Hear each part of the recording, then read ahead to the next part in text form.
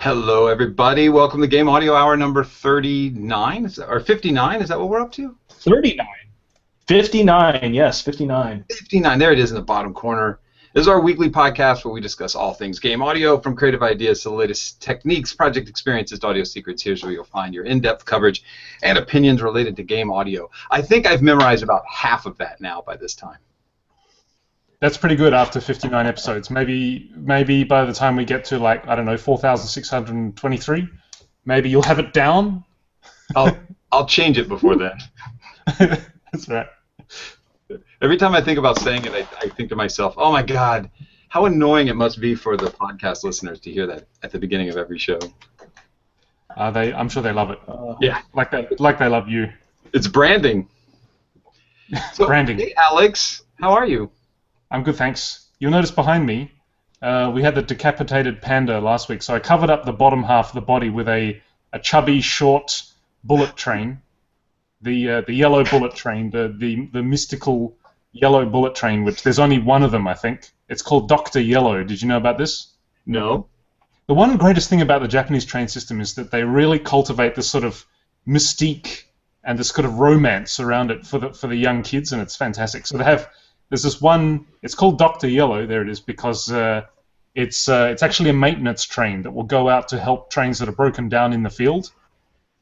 Yeah. And you only ever see it very rarely, and the kids go nuts when they see the yellow Shinkansen. So I've covered up the bottom half, and next to the box there we have a fantastic cable car lift that my son and I made out of Lego, which is pretty cool stuff.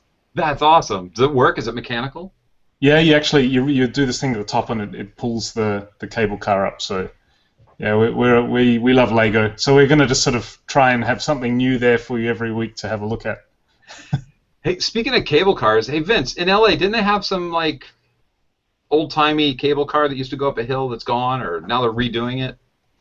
Oh yeah. Well, they used to have a bunch of cable cars, but you can hear all about that history in Who Framed Roger Rabbit, right? Really? Yeah. Well, I mean, it's obviously very fictional, but that whole thing about the car companies buying up the rail companies in LA is totally true, creating a car town out of LA. Oh wow. That's interesting. I just remember reading an article somewhere where they had all these old pictures from like the golden age of Hollywood, and people would take this car up this really sharp hill, and then I guess it was shut down, or I don't think it was removed because the article was talking about how they were going to reopen it.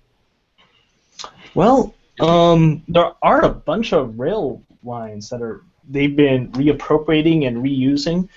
Right now, that game company, which is in Santa Monica, we're looking to be serviced by this new line, the Expo line, which extends all the way down to Santa Monica, all the way to the beach. And actually, there's a historic rail that totally parallels that they've been building on top of. It's pretty cool. Very cool. Yeah. And how have you been, Vince? I'll go to you still before I go to Mike, because he's still setting up. Sorry, Mike. I mean, I'm doing great. I've got a rail station to look forward to because I'm tired of using my car. I think I drove about 400, 500 miles this weekend, and it's just...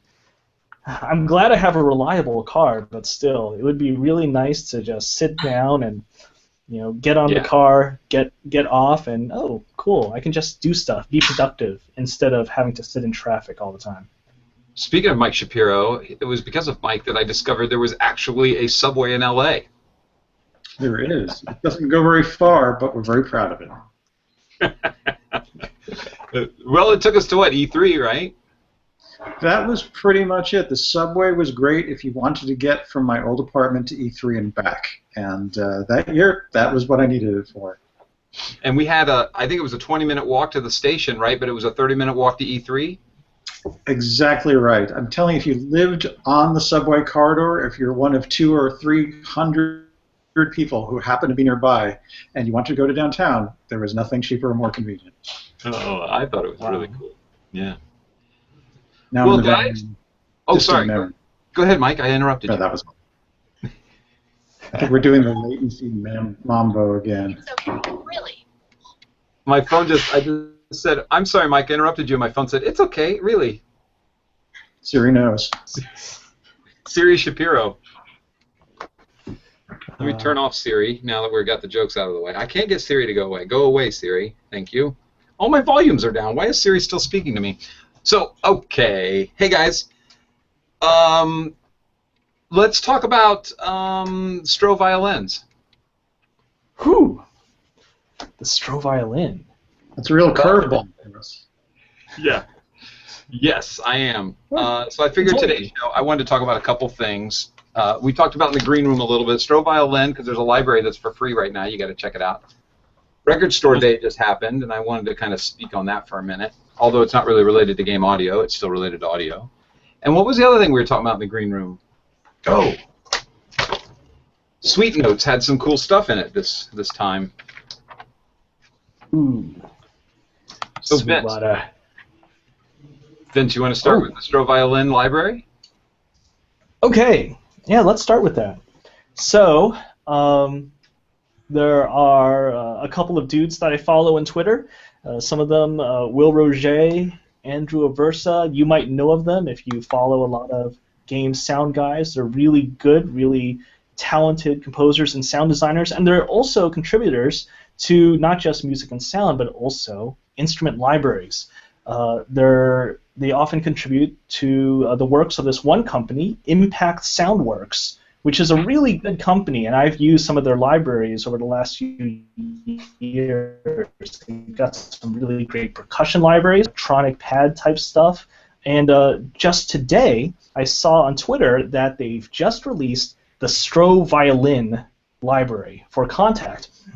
And the Stroh Violin is kind of like a violin, except if you look at it, you wouldn't expect that. It's more like a combination of a brass instrument and a string instrument, because instead of that wooden resonance chamber, there's actually a horn there to amplify the sound of the violin strings over the top. And even though it looks kind of unwieldy, it does everything that you would expect out of a violin. You know, you can do all of your fancy bowing techniques, you can pluck and strum the thing if you so choose to, as well as play those nice florid legato lines in low register and the high register, whatever. They've got some really cool demos on their website, so you could check it out. There is probably a little bit more emphasis on some of these fast action agitado type cues where they're plucking pizzicato stuff on there and using that to create these fun action lines on top of electronic beds. It's really cool, and it comes for the wonderful price of $0 if you decide to download it in the next week, I think. So I highly recommend you guys check it out. Impact Soundworks does some really fantastic instruments. I actually downloaded that instrument and played around with it a little earlier today, and it's very good. The sound quality is excellent. It sounds reasonably organic, which is something you really care about with an acoustic emulation, and particularly with a string sound. But the legato's reasonably fluid sounding, and you can turn on the legato transitions if you don't want to accidentally play chords. The pitch sounds nice. I think there's a kind of a spiccato sound. Whether or not it's true off the bowing, I'm not sure, but it sounds nice and bouncy. If you dig into the interface a little bit, you'll find, strangely enough, a step sequencer. So strangely for a violin sound, I think, but it's a cool tool, and you could do some really neat things with it. That in instrument libraries, I was doing some research about different classical instrument libraries last week, and I noticed there was a plugin for horn. I think it's called Cage Brass by a company called 8DO, and that also had an articulation sequencer. So you actually specify in there, for example, if you've got like an 8-note passage, you can specify a chain of order so that it will automatically switch articulations for you. When you're writing, especially in the kind of music that you do, Vince and Mike, how useful is that actually? It can be pretty useful. I've actually used it in another of Impact Soundworks tools. They have a Slavic women's choir, and they have a sequencer in there, and it's actually very useful for handling articulations.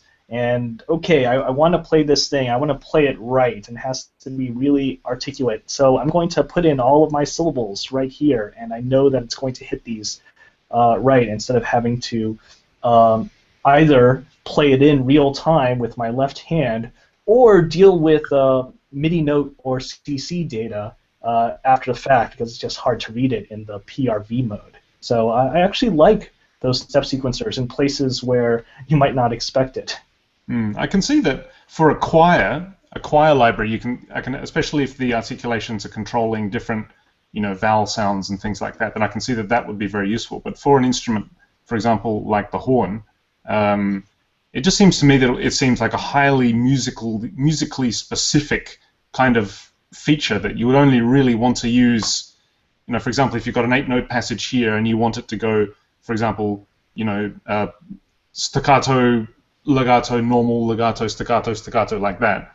It seems like you program the sequencer, you use it once, and then you just got to switch to a different channel that has the sequencer off to do your normal stuff again. What do you think, Mike? How useful do you think that would be? I've seen a couple of tools like that in the past. I think there are some east-west patches that approximate that kind of alternation between different articulations. I find that my needs for articulations are so particular to whatever I'm doing that I've never found a prefab script or equivalent of a script that really gave me something useful. So I still roll my own when it comes to maneuvers like that. Mm. Yeah, that makes a lot of sense. It seemed to me as well, like the whole system of articulations with these instrument libraries, it just seems like they're so specific that you're going to end up, you'll end up spending all of your time sort of programming the instrument to make it sound sort of more realistic, instead of just fluidly writing through and just thinking more about the music instead of trying to actually program the sound to especially the fact that with these articulations, I'm not sure because I don't use very many of them. Actually, I don't use any of them because I also roll my own as well, Mike, but in a different way. Anyway, I thought that it seems like a very sort of segmented kind of musical experience where, okay, now I'm using staccato, now I'm using legato, now I'm using marcato, now I'm using this, now I'm using that, instead of like a fluid sort of contiguous performance between the different kinds of articulations. Do you find that? Do you find that you ever have difficulty dealing with those in-between points between, like, staccato and just playing normally? You mean in terms of a gradation, like going from staccato to a slightly longer articulation to a longer one until you... Yeah, exactly. The only real solution to that now that I'm aware of is just to have a virtual instrument that has a couple of articulations to plug cinesamples again, which I always seem to do. They typically offer quarter note, eighth note, half note, etc. They offer exactly that kind of gradation. And little jiggering, you can decide exactly when you're going to jump from one length to the other, and maybe you'll do something like take a long articulation but not cut it off before the sample has played to its full extent, so you kind of simulate 3/4 of that length. I think modeling probably offers our brightest future for that kind of intelligent transition, but I don't think we're there yet. Interesting. It'll happen soon. I just posted a link to an actual Stroh violin that's for sale right now. An original, not a replica. $925. Wow, look at this thing. And interestingly, it doesn't have the ear horn, which the replicas do. There's two horns in the Stroh violin. There's one to go to your ear so you can hear from the resonator, and then the other one to project out. And the reason it was created was because during the dawn of recording violins, well, everybody would kind of gather around a horn and play their song, and what they were playing would be captured down this horn and into a tube and etched on something, whether that was a wax cylinder or or a platter, and later, not too short after the wax cylinders. And the violins would get drowned out, so they would position them in different places in the room, and it didn't help, really. Obviously, more recordings were done without a Stroh violin than with a Stroh violin, but this guy in Germany created the Stroh Violin because it was louder and you could project it. And you can actually move that horn with a very loud squeak and point it at wherever, depending upon where you're seated, at the recording device. And it made a difference. This thing looks so steampunk. Yeah, it's very steampunk. This one is, I think it's nickel because of how old it is. Presuming that's nickel we're seeing. Did I put the link in the... I did. I put the link in the chat, and I'll also put it in the show notes, but there's a lot of... Boy, it's really beautiful, though, isn't it? And anyway, if you want to hear a lot of Stroh Violin, just listen to stuff by Tom Waits, because he uses them a lot to get that old-timey sound. And Mike, you said the library sounds good, huh? Did I lose Mike, or am I on a lag? I think we may have lost Mike. He looks very still. I'm still here. How about you guys? Oh, he's still there. Ah, gotcha. So, Mike, the library sounds good? The Stroh Violin library? It does. It's nice. Another cool feature, if you dig underneath the hood, is they've got a dial for a kind of a vinyl sound, which I guess is just a bunch of bespoke EQ settings. But it's kind of like the old-timey dial. The more you turn it, the more you sound. It sounds like you're listening to an old RCA record or some accompaniment from vaudeville or something like that. So that could be a lot of fun to use. Very nice. The 78 sound, I guess, all mid-range, high mid-range. Definitely. So I asked if it was made out of aluminum or brass, because your options, if you buy one today through strohviolin.com, I think, are to get a brass or an aluminum one. And the answer was they think it was brass. The person who responded was not the person who recorded it. And that's a good thing, because to my ear, the aluminum one didn't sound as good as the brass Stroh Violin sounds. So that is Stroh Violin. There's our topic, because I can feel it dying. Appropriately enough given the instrument. Next, Record Store Day. Who went? So hold on, you're going to need to explain to me, what is Record Store Day? All right. What is a record? What is a record? No. I'm not an elitist in that way. I just do like records. But I also have a Michael testify. I have like all these old recording kind of things, like old reel-to-reels from the 50s and stuff. I just love that the history of recorded audio and the different ways you would do it. And then when cassettes happened, you're kind of like, all right. I mean, 8-track is kind of like my cutoff. I've got an 8-track player, and I think that's pretty cool. But cassette's just a cassette. Anything before that's really cool.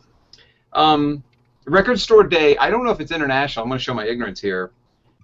But it is in America here, that once a year, and this year it was April 18th, they release this list of like 12 pages of all these releases that are going to happen on Record Store Day. What's interesting is there's only so many that are being released. Like 1,500 of this one got released. All over the United States, perhaps all over the world if they're doing it. And some of them are just 7 inches, 12 inches. A lot of them are LPs. But the one I was really excited to get was Bernard Herrmann's Psycho soundtrack on vinyl. Huh. That's pretty cool. Wait. Who does this? Who? So record stores throughout the United States and perhaps further. So it only happens once a year. Once a year, and the record stores buy from this list all the things they think they can sell. They have to buy them, obviously. And so what typically happens to the 3 record stores that are around me, because in Ventura we have 3 record stores, which is really, really awesome. They will have 2 or 3 boxes, you know, maybe 2 feet by however wide a record is, 3 feet maybe by however wide a record is, filled with the stuff that's available for Record Store Day. And the doors open, and there's usually a line, and everybody rushes to these boxes and starts digging through and finding the stuff that's on their list. It's kind of expensive, I don't mind saying. Like, my records weren't cheaper than $25 that I purchased, you know. And so I still love the thrifting aspect of going to a thrift store and finding records for $1 or $3. But the good thing about these is there's something rare about all of them. I got the soundtrack to the Lego Movie. and they're both picture discs. So the actual movie poster is on the platter itself, which is really cool. And I got there's a studio that was in Oxnard right near me that was famously quiet called Teatro, and Daniel Lanois worked out of there for a few years, and he recorded Willie Nelson's Teatro record from there, which you can buy, but you can't buy the version that was released on Record Store Day because it's this yellow vinyl. It's this orangey yellow vinyl, very special release. So they're all special in some way, and also limited in the number that they will release that day. Now, once the day is over, those things on Record Store Day are gone. You got to go to eBay to go get them if you want to find them now. You can't go to the record store and say, I want to get Teatro from Willie Nelson on the yellow vinyl. They'll say, we don't have any. I bought 3 of them. They all went on Record Store Day, so you're poop out of luck. And so that's the kind of attraction to it, is they're collectible, depending upon what you consider collectible to be. They're only there for one day. And the real fun of it is that the community is so nice. Like there were people looking over my shoulder. I was looking over other people's shoulders. And as you see them fumbling through, you go, oh my gosh, can I get that Stooges album? One of the ones on my list was Iggy and the Stooges live. It's a recording you can't get anywhere else. And the guy just pulls it and hands it over, his shoulder to me. Legally, if you will, by following the rules, because I am next in line and he doesn't want it, so therefore the person behind me, doesn't have access to it if I want it. But you basically wait in a line, it's your turn, you thumb through, you grab yours, you leave. And here in Ventura we have, like I said, 3 record stores. 2 of them didn't at the same time. So I got to hit one at 9 o'clock and the other one at 10 o'clock. So it was great that I got to be at the door opening at 2 different record stores. Now, our biggest record store here that buys the most stuff is called Salzer's. They had a line around their building by the time I got there, so I didn't even go into Salzer's. Wow. But apparently they buy so much that I could possibly go today and find that not their entire inventory has been depleted. But I just love the idea of going out and buying these records. The artist is hopefully making their money. That argument I'm not going to have. But I just feel like I'm contributing more than just downloading something and sitting on my plump rump in front of a computer. So the sales of records are really booming at the moment, aren't they? Yeah, 2 things from the past have come back really heavy, and they're having kind of a golden age of board games, and records are starting to climb as well. Which is very interesting, isn't it? It's like we've kind of, we've already got to critical mass, critical limit. We've maximized all of the potential of sort of physical media. Then we go into sort of this digital age where it's all download and streaming and stuff like that. And now, because of that, the most quintessential example of a physical piece of music, which is this huge big record with a massive cover up there, and you get it out and you smell it and you put it there, and it's not just clicking a button. You've got to put it on there and you've got to dust it off, and then you've got to put the needle on top there, and you've got to stand up once it's finished and lift the needle off, and such a physical experience. It's like the ultimate example of a physical recorded music is sort of coming back to the bottom to replace this big gap that's being left by the demise of the CD and the tape and the mini disc and all of those things. It's kind of interesting, isn't it? Yeah, I do. I don't want to get into that conversation on either side of whether the quality of a record is better than the quality of an MP3, because I live in a world of MP3s. I do go to hdtracks.com or .net to get lossless records when I'm downloading something. That's the first place I look, and if they don't have it, then I'll still get it off of iTunes. And I burn a lot of stuff that I have on CD when I want to use it to iTunes, but I do it at 320 for MP3s to try to get as close to lossless as possible. But I'm doing that more because I want to make sure that I'm hearing the best quality, but I can't sometimes really tell between a 320 MP3 and a 192 MP3 or something, on a good system.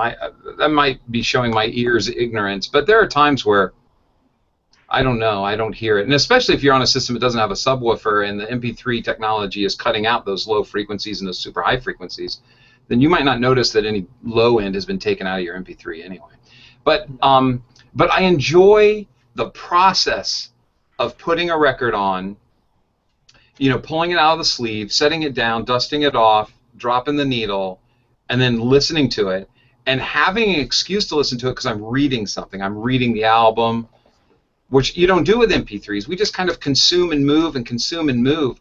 And even Mike, I think I made him suffer through a Brian Ferry record there for a little while. Just putting it on, sitting on the couch, and listening to it come out of a good system. Whether you think records are better or not than other types of audio formats, the act of actually relaxing and listening to something, I think, is the most valuable thing that we're out on now that we've moved into this digital age.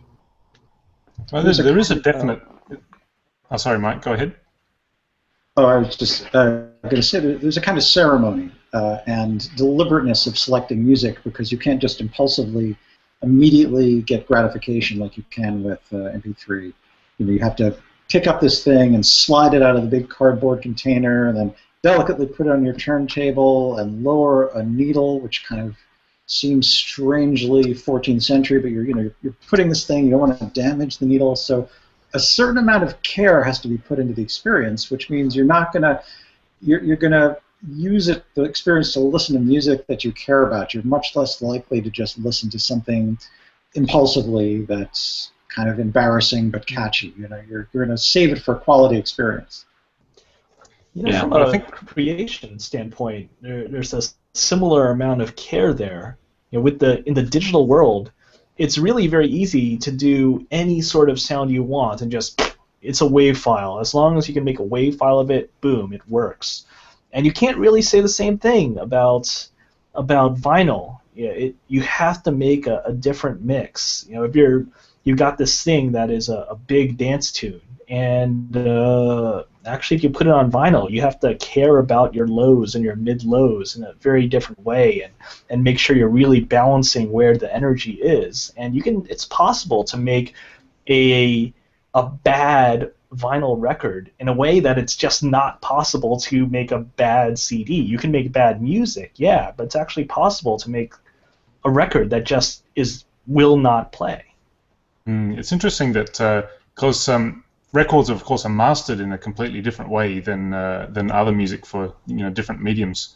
It's interesting that the argument about whether or not it's higher quality is so irrelevant. Really, it's not about the quality. It's more about, I guess, the experience of the sound, and the vibe of the sound is just completely different.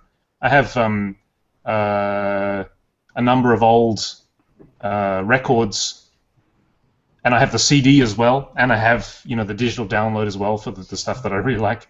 And it's funny that there's a different kind of nostalgia and a different kind of sort of value that you get out of the LP record. Even if it doesn't really matter after a while whether or not it sounds higher quality, it's just more about that the feeling that you get from sitting there listening to it. And there's always this kind of sense of, I don't know, sonic nostalgia that comes from listening to records, more than just the fact that this is music from my childhood or anything like that. It's not so much about that. It's just sort of, there's something about the sound there that when the way that records are mastered that gives them a sort of I don't know, there's a certain character that records have. Yeah. Creatively also, I love thrifting because for records as sound references, I could be working on any game. I could be working on a horror game, and I might listen to some record from 1960 that was done by some lounge guy that I've never ever heard of, that I found at a thrift store, but as I'm listening to it, some weird sound will happen, and I'll go, oh my God, that's really cool. I wonder if I can make that scary. And I head into the studio and start to kind of manipulate that. And so I always take samples off of records when I hear something interesting and put it on my desktop and then reference it to try to make something in the same similarity. Not copy it, and I certainly don't sample it in the actual soundtrack, but I'll use it as a reference, as some kind of weird connection. I mean, so much music has been written that we have, as a culture, we have forgotten 90% of the music that exists in our quiet little corner of our lives, And so you can simply go to a record store, randomly grab 5 records that are next to each other, walk up, not even read the title, spend $5 on those, go home, and have a wealth full of weird ideas that you never thought to do from somebody you've never heard of. I think what kind of record player do you use, Carl? I have a Dual. It's a German record player. 2405, I think, is the number on it. I can't remember exactly. I'd have to go look at it. But it's What from about 1973. I really love it. What about the cartridge? The cartridge is Audio-Technica. Oh, right. Interesting. I love it. Anyway, so that was Record Store Day. Hopefully some people got to go. If not, search eBay. There were some amazing things in here, too. Like, they had a record shaped like a heart by Father John Misty. So, you know, the heart goes around, but the actual circular area is within the heart, so that the record can spin. That was really cool. All right, guys. So, Motu. I love me some Motu. You know that, right? Motu. Okay. And I have 2408, two of those 24IO, MTP AVs, HDX SDI, a bunch of Motu gear. Don't you hate it when the company that you love releases a bunch of new stuff with great technology and they want you to just go buy that now? Oh, man. Makes me mad. So what's coming down? Are you going to upgrade? What is this? It's too expensive, but they've got this. They've got a new technology called AVB. I think it's Audio Video Bridge. You can use a Cat5 cable. You can buy a hardware piece from them. Let's just say A, and you can buy B as well. And those two will connect. One will go USB into your machine. The other ones will connect via Cat5 cable. And no matter how that's not true. I mean, obviously, if you had a Cat5 cable that was 500 miles long, this wouldn't be the truth. But typical long Cat5 cable lengths, your latency between those two machines is 0.006.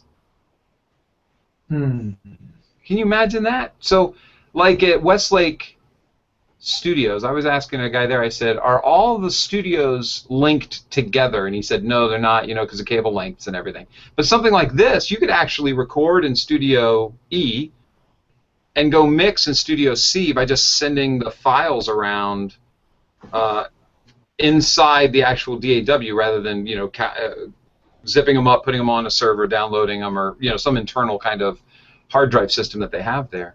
You could just push it. Or you could say, hey, I want to record the piano that's in Studio. Mike, what's the piano in? Is that Studio D? There is a piano in D. There may be others. So the piano in Studio D, but the vocalist can be in Studio E. And because of this Cat5, you could be doing it. You could be doing all the work in Studio C or something. Huh. That's pretty amazing. That is pretty amazing. I wouldn't necessarily want to guinea pig that, but once the technology is proven, it sounds very, very useful. I agree. You guys are like, you're the toughest crowd I've ever had. Say something. Oh, I see 3 people staring at me. it's Well, Kyle, once you get on subjects like Cat5 cables, our passions run so hot that we're going to keep this. And I'm sure our listeners feel the same way. I guess here's the thing. I can see it being useful in that studio situation. That actually does legit feel really good for guys that have multiple spaces and they want to use those different spaces for different things, for larger projects, and coordinate and sync them up. How often do we really upgrade our sound cards? Just in general. I'm kind of wondering about that. It's too expensive right now. This AVB, as much as I want it, I spent, you know, almost $2,000 just on my 24IO and my 2408. And the 24IO, which I love from Motu, is inputs and outputs. They used to just be input or output, and they went back to that format. So now I got to buy 2 machines to make up for the one that I have here, just to have the Cat5 ABV or AVB capabilities. It seems ridiculous. I mean, and I think that's the case, right? Nobody upgrades because the what we have is still useful, and what we would upgrade to is too expensive. Mm-hmm. Yeah. I've often wondered exactly, like in my situation, because I do so little recording. Whenever I do a recording, I'm using a handheld recorder and then just taking the files off that anyway. I've often wondered exactly in my situation how useful my interface really is. I mean, it does give me a better digital to analog converter for, you know, monitoring, and of course I can plug it into monitoring speakers and put my headphones into it. That's all great, but you can also get that same kind of thing from like a USB headphone amp, arguably with better digital to analog conversion, to Do you know to what extent with most of these interfaces, the actual CPU processing that happens by the computer, especially when you're doing real-time synthesis with software synthesizers, how much of it is actually handled by the computer and how much is handled by the interface? Do you know? Well, I don't know. It's different from interface to interface. Yeah. Different interfaces. A lot of it's going to be in hardware, and they'll actually have they spend a lot of money putting a really nice hardware mixer in there, and then there will be other devices where everything is happening in software, and it's all about the drivers, and then you're really racking your CPU in order to do that stuff, and it's doing routing driver level instead of hardware level. It's different all over the place. And the fact that it's so different from sound card to sound card is what really makes me reticent to not just even jump between brands, but even upgrading, because Motu used to do things this way, now you've got this whole new system, but I know that this thing works. That's what's keeping me from really jumping onto the latest and greatest thing in the sound card world, because once I get something that works, for as expensive as these things are, I don't want to be a guinea pig. Do you guys? So a lot of these interfaces will go up to 192 and 32-bit floating or something like that. Yeah. Right. Like me personally, the highest I'll usually go is 48, 24-bit. But normally it's just 24-bit and then 44.1. At least for the stuff that I do. The stuff that I'm doing in Kyoto at the moment, that's for a console, so that needs to be 4824. But what do you guys normally work with as far as sampling rates and bit rates are concerned?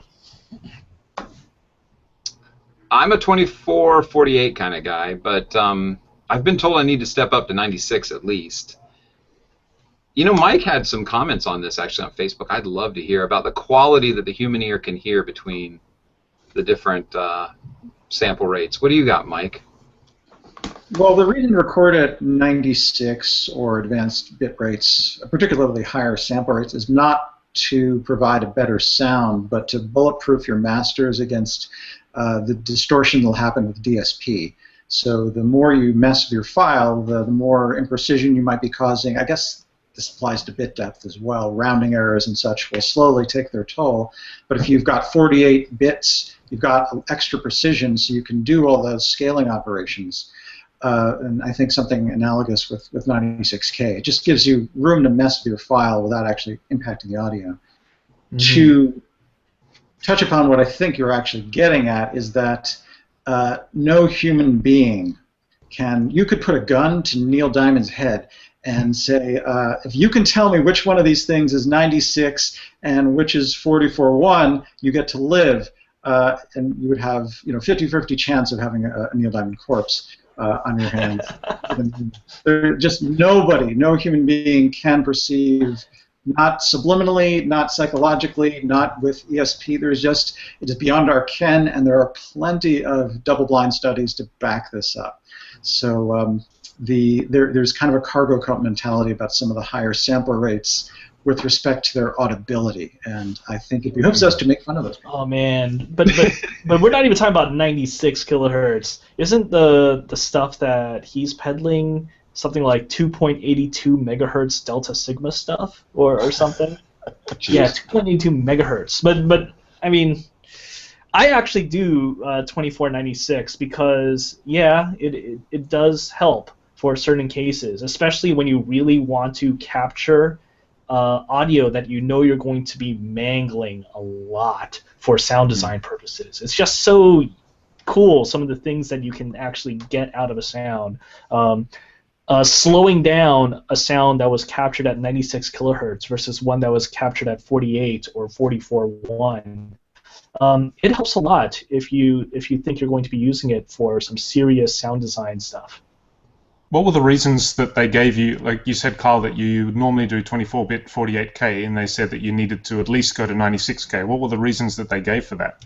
None. And that's why I always stick with 48. I never get a good reason. I mean, the best thing I have ever heard, I just heard in about a minute and a half from Mike and Vince. You know, do it so that you have more room to mess with your audio files. But yeah, Matt's just given a good example in the chat room. He said 24-bit 96 for recording. High sample rates are better for sound design, especially pitch shifting. For example, if you have a sound at 44.1 and pitch it down 2 octaves, it will sound dull, but 96 kilohertz will retain the high frequencies if you pitched it down 2 octaves. So that's an interesting point. The problem with that is, in my estimation, and not to argue with Matt M because he's made a good point, is that if I pitch something down 2 octaves, it sounds like crap anyway.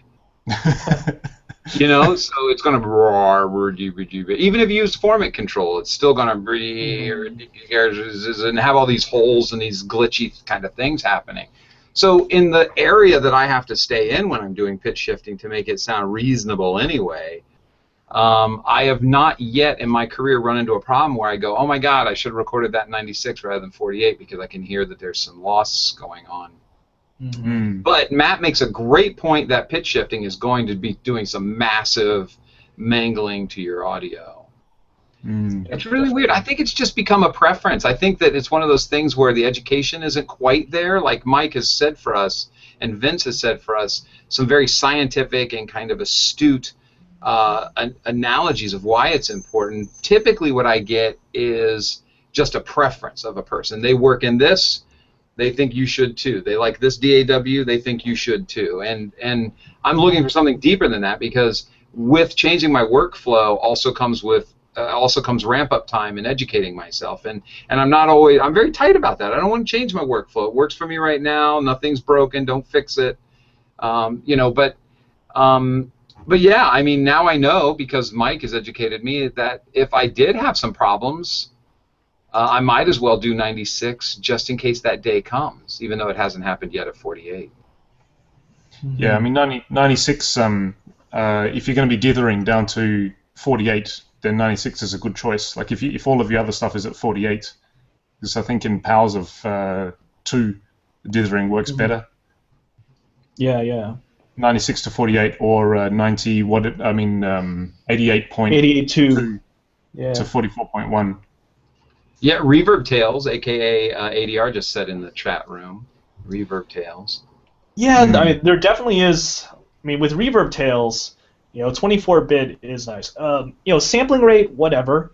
I do think 24-bit is great. There's no reason not to record at 24-bit versus recording at 16-bit. Mm-hmm. You can, even if you're in a crap room, and it's got a noise floor, okay, whatever. Still, you're going to actually get a little bit more out of your recording at 24-bit versus 96 versus 16-bit. That is a real thing.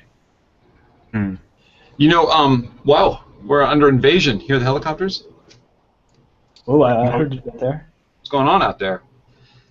I was going to say something about. Oh, it depends on the target too. Like if you're going to 10-bit it down to a Nintendo DS, then. Do you really need to record in 96? You're going to compress it down anyway.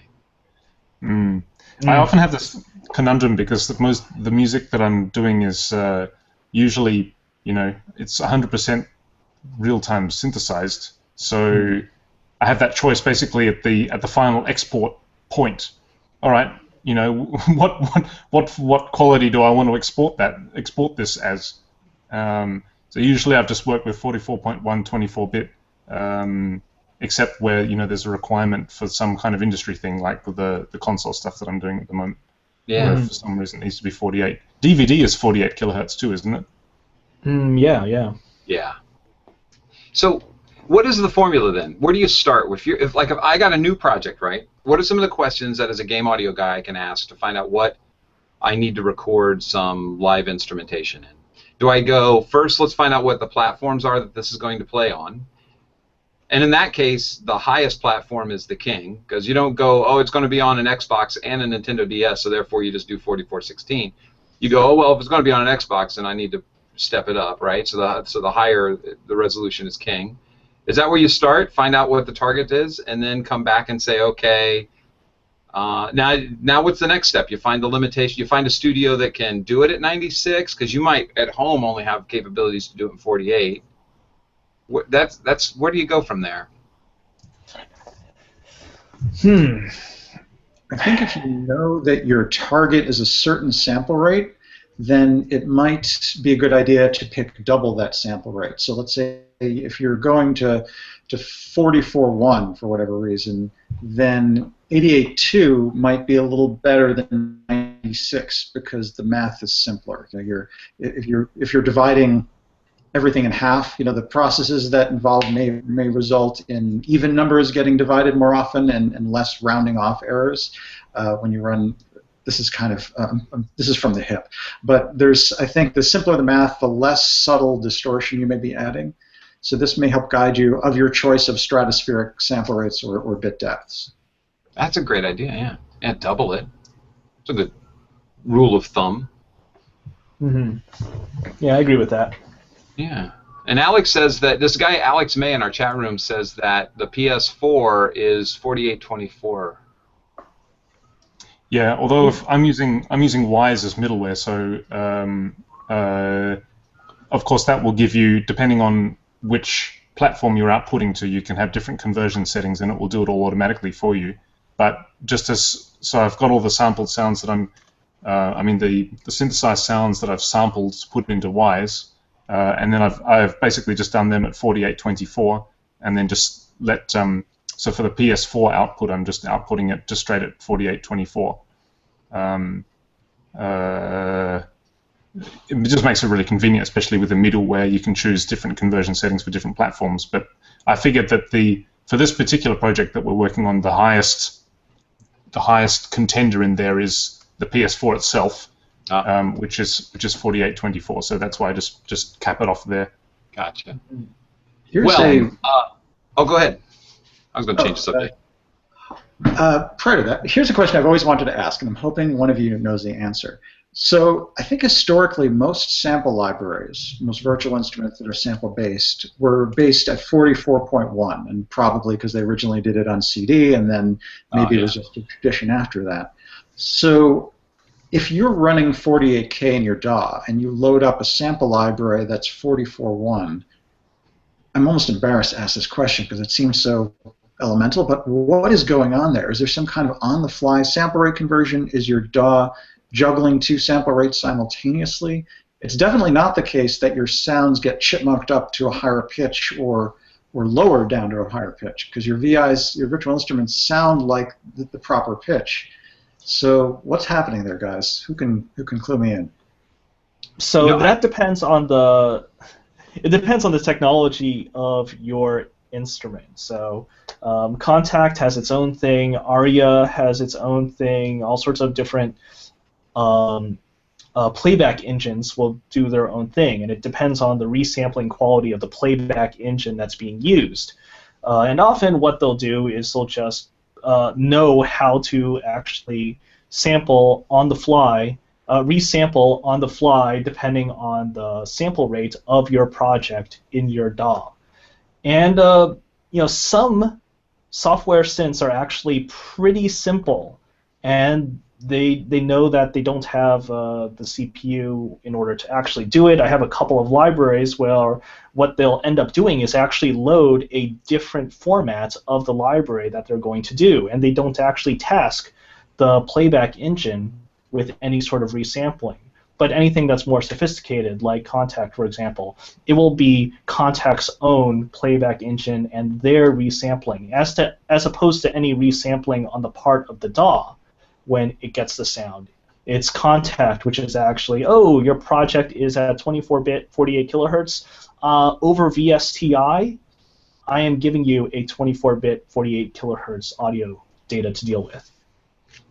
Well, changing bit depths on the fly is relatively painless because you're either adding a few zeros or you're chopping off a few zeros and maybe dithering. But sample rate conversion is a pretty, it's literally decimating your sound. And I'm kind of impressed if Contact can do on-the-fly sample rate conversion without any noticeable latency. If you're running 48 in your DAW and your library is 44.1. Matt just chimed in the chat room that Logic added real-time sample rate conversion years ago. So I'm sure most, if not all, DAWs can do this, is what he's saying. Well, it brings another argument to our original question of what sample rate should you pick.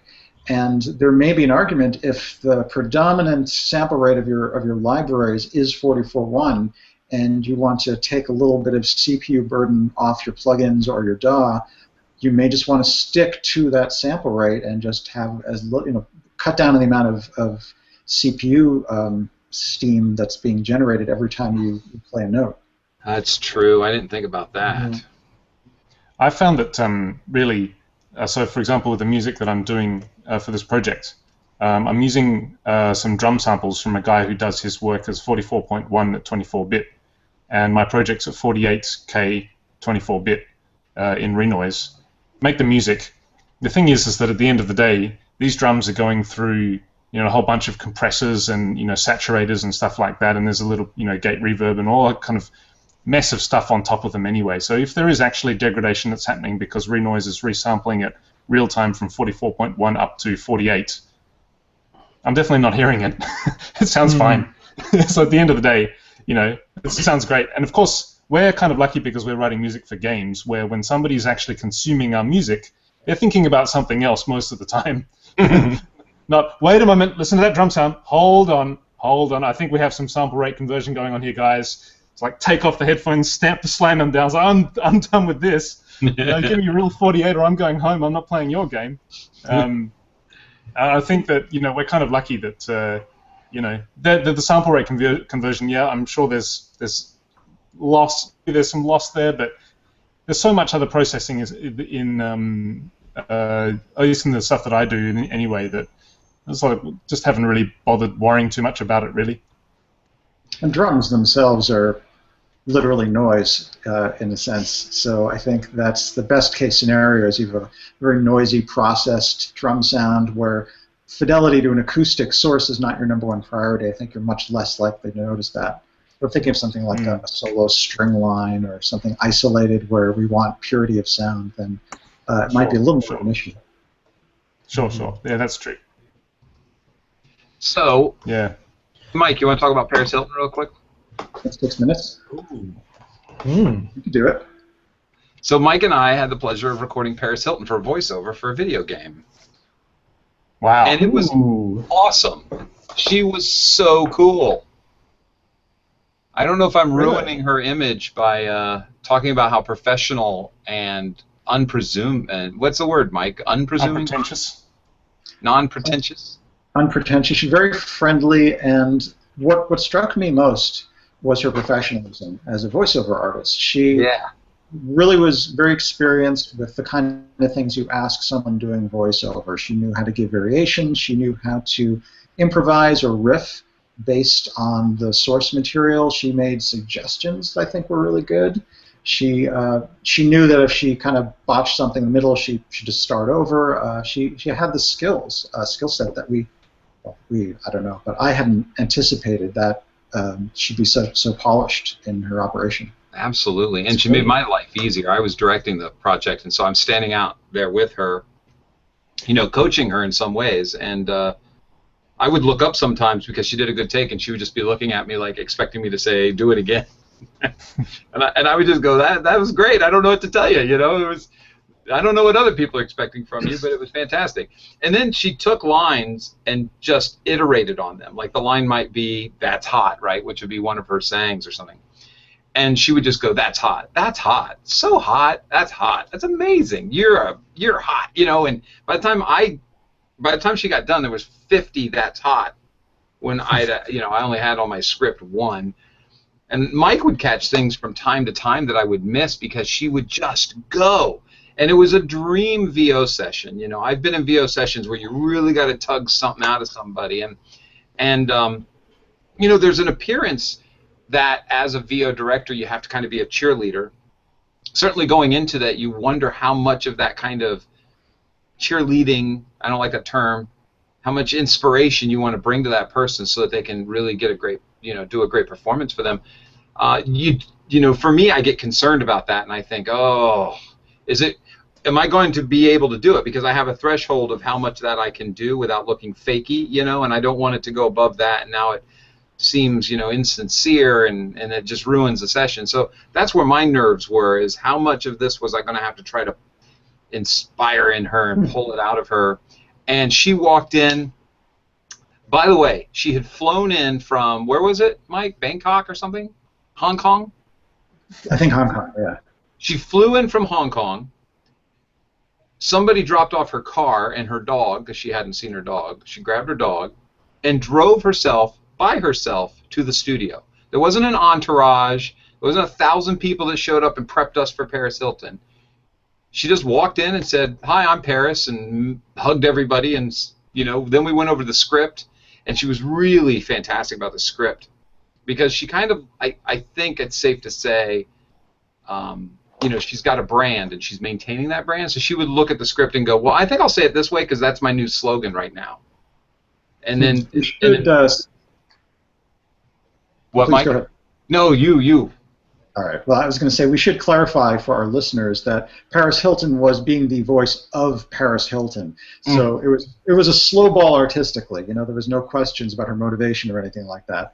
But she was very aware of her brand. She's very aware of what people expect from her. So sometimes she'd say, "I should do this in my baby voice." Like she kind of knew her arsenal and what her fans were listening for. And she's very savvy.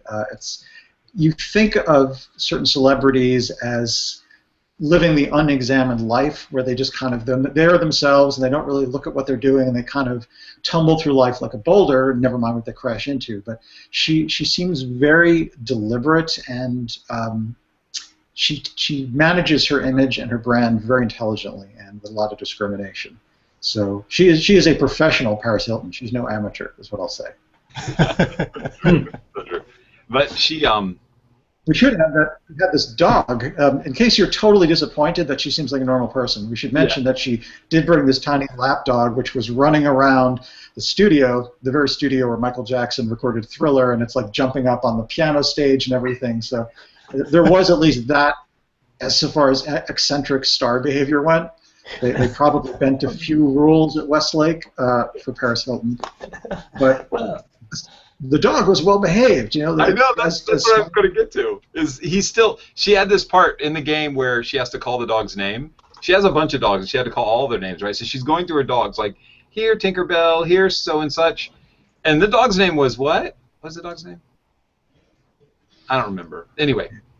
When she got to his name, he just sat in the cage. He didn't come jump up and go, "Whoa." My stupid dogs would have been all over her. They would have dove on her when she called her name, knocked the mics over. Her dog's just chilling, just going, I'm used to this. He was super nice, though. That dog was so much fun. So I took a picture kissing the dog. I thought that was pretty funny. Yeah, I thought I saw that picture that you took with the car parks label saying Paris Hilton next to Kyle Johnson. That's the way life is for me, right? I roll big. Yeah. I roll big. But she was amazingly professional, fantastic. And my favorite picture that was captured of her was after everything was done. The company that's doing this is in Europe, and they have a team working on her game. And she signed autographs for everything that they would want. And there's this one picture of her just bent over, just signing tens upon tens of things. I don't want to say hundreds of things, but she probably signed 80 things, 70 things, just endlessly. She didn't complain. She completely wanted, and when we were done, she said, "Hey, everybody want to take a picture?" And she put her glasses on because she had just flown in. So I think she was a little concerned that her eyes might look tired. So she put her glasses on and just posed with us and took any kind of picture we wanted, because she understands that it's all about social media, and she's got to maintain her brand. And then immediately afterwards, she posted that, just left a VO session for my new game, my new video game. I thought it was really, really cool of her to work so hard, to be so professional, to be so open. And I got to say, Mike, I don't know about you, but a couple days later, I kind of missed her. I was like, I kind of missed her. She was so much fun to hang out with. She does give that impression. And I'll add that if you want to cause a major startlement or a major disruption of your Facebook friends feed, spend a couple of decades of your life as an introverted nerd and then post a double selfie with Paris Hilton. Because I can't begin to describe how the WTF that rippled through my friends list when they saw the photo of me and Kyle. I'm sure you had a similar situation. Yeah, I did. People who hadn't spoken to me in years were sort of like, "Well, how did this happen?" Well, it was a wonderful session, and we prepped really hard for it, because there's a saying that it's not the artist that I can only paraphrase, but the point of the saying is that it's not the artist that cancels, it's usually their people that cause the trouble on trying to get somebody scheduled for something. And that was the case with her. You know, they do have to have so many people around them, and those people are kind of pulling them in one direction, and another person on their team's pulling them in another direction. And we ended up not being able to meet with her. We actually had a day where she had to cancel while we were at the studio, and then it was like 4 months until we actually got in the studio again with her because of scheduling issues. But when she showed up by herself, ready to go off a plane, I realized that I don't think it's her that's doing all the canceling, you know. And I've got a good friend who does voiceover as well, and he works with a lot of actors, and he's the one who told me the saying that typically when he gets together with that actor, and he's worked with that actor before, the actor says, "I didn't that they canceled. I didn't even know I was supposed to be there last week," you know. And it was really refreshing to actually have such a professional experience with her. Not that I was worried about her professionalism. I was more worried about how much I was going to have to pull out of her. So Mike makes a good point that she made my job really easy. And from Mike's point of view, he was in the control room the whole time listening to all the playbacks and over and over and over, all these quick takes that she was taking.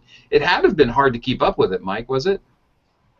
Well, what I found often that I was at a loss for criticisms to give. My job was script supervisor, so I just kept an eye on the script, made sure we covered all the dialogue so the assets matched up what they were supposed to be, and kept an ear open for stuttering or lip smacking or any kind of audio artifacts.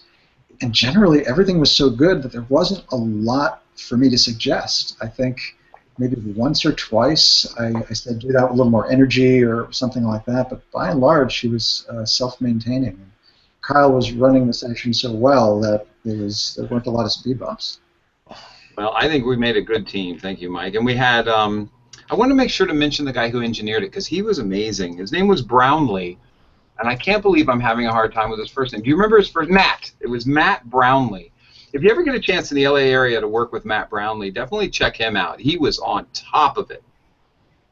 He was on top of it. And there was another guy, Chad Wilson, who also was kind of like the assistant to Matt Brownlee, the runner and all. What a great team. Westlake, Matt, Chad, Mike, the guys at Kulu, just wonderful. Paris was just fantastic. So I just wanted to make sure, it's been a few game audio hours since we worked with her, and we were just trying to find a time where we could bring it up, talk about the session. If anybody has any questions about how the VO session went from a technical standpoint, send me and Mike an email, and we'd be glad to. Well, I'm speaking for Mike. I'd be glad to answer. Mike might throw them in the junk mail. I'll forward them to Kyle. So, guys, I guess we'll call it a show unless you guys got something you want to talk about before we end it. It's been great. Yeah, I think that's a good note to end on. I learned a good lesson, not talk about Cat 5 during a game audio hour.